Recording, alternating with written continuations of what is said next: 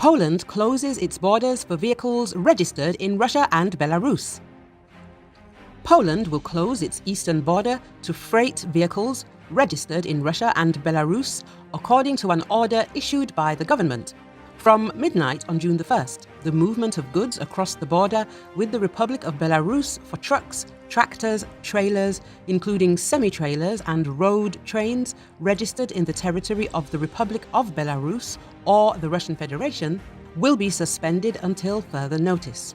The document released by the Polish Interior Ministry reads, "The move comes as a court in Belarus upheld its decision to sentence ethnic Polish journalist Andrzej Poksobot to 8 years in prison."